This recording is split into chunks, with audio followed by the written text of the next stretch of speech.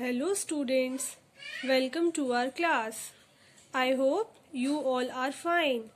So today we are going to do the class 7 science and the chapter number 1.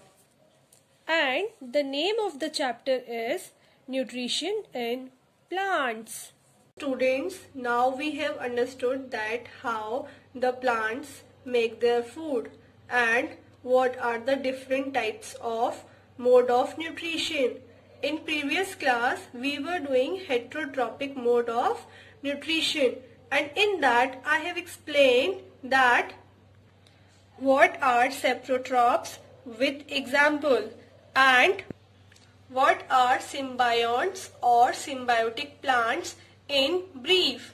So today we are going to do the topic carnivorous plants or insectivorous plants.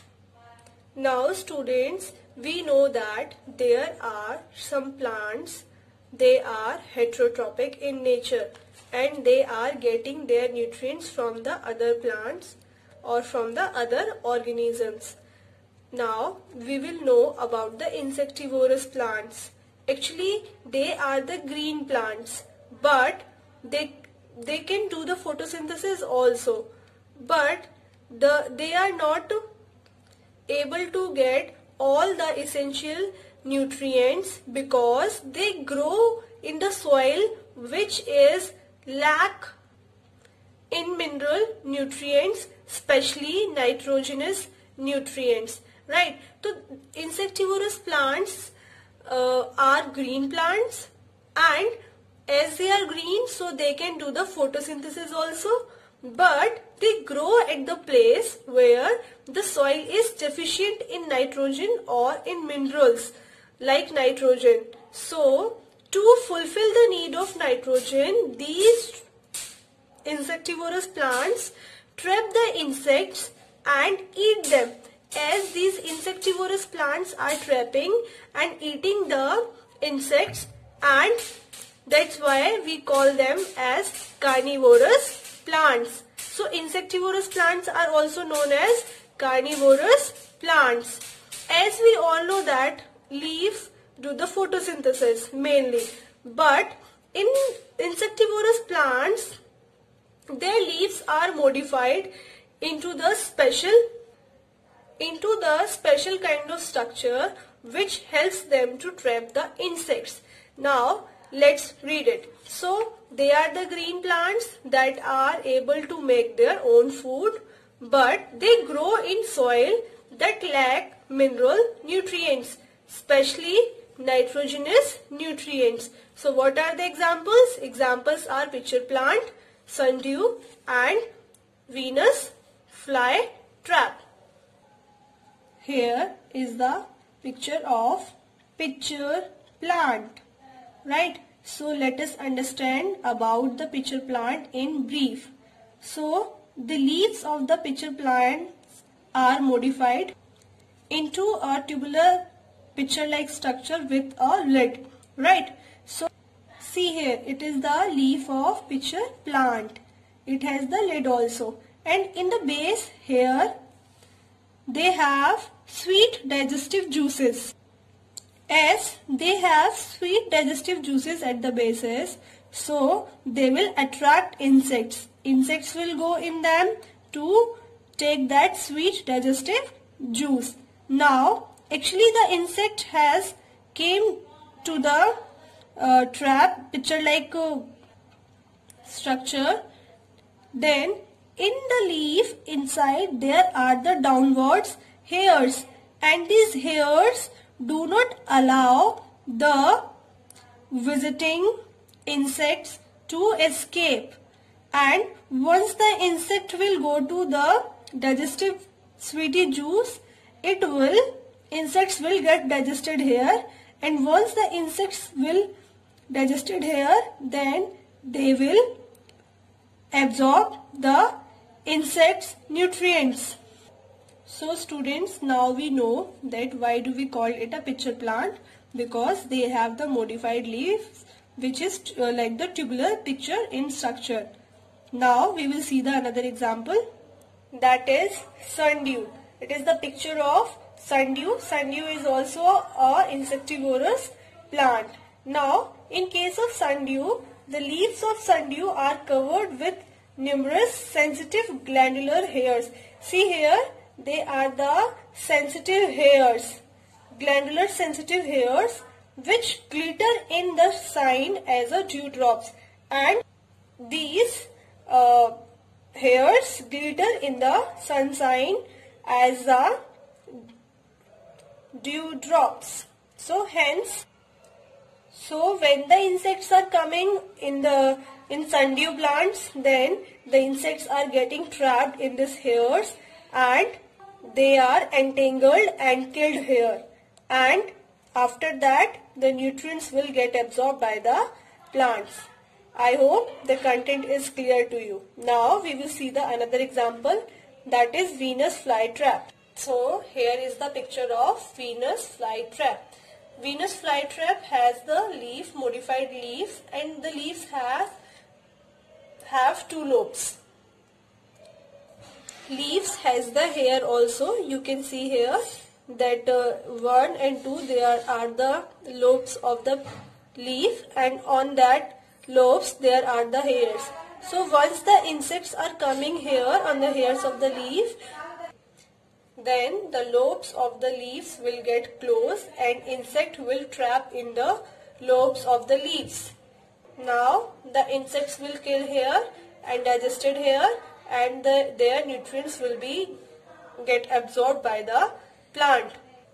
Now our topic is, how is soil enriched with nutrients? As we all know that plants obtain mineral nutrients from the soil, and the primary nutrients for the soil are nitrogen, phosphorus and potassium are the prime nutrients required by plants for their growth. They absorb these nutrients along with water from the soil through roots. So when a crop is harvested, the soil becomes nutrient deficient, especially in nitrogen. So in forest, these nutrients are replenished naturally by decay and decomposition of plants and animals, and in farms, minerals nutrients should be replenished in the soil before another crop is planted on the same soil. And now let us understand this. As we all know that plants take their nutrients from the soil, and the soil will get deficient in nutrients after harvesting the crop, and you want to grow the another crop. So before growing the another crop, we should fulfill the soil with nutrients. In forest, we are not going to add manure in forest, because these nutrients are replenished naturally by decay and decomposition of plants and animals. But in farms, soil can be replenished by adding manure and fertilizers to it. In farms, soil can be enriched in nutrients by adding manure and fertilizers. Now what is manure and what are fertilizers? Let's know it. Manure are prepared from decaying dead leaves, plant material and animal droppings. And what are fertilizers? They are chemical fertilizers prepared in factories. For example, NPK is the fertilizers which includes nitrogen, N for nitrogen, P for phosphorus and K for potassium. These nutrients are required for healthy growth of a plant. Nitrogen, phosphorus and potassium are required for the normal growth of the plant. And urea is the nitrogen rich fertilizer. Urea is the another fertilizer which is rich in nitrogen and which is used in large amounts.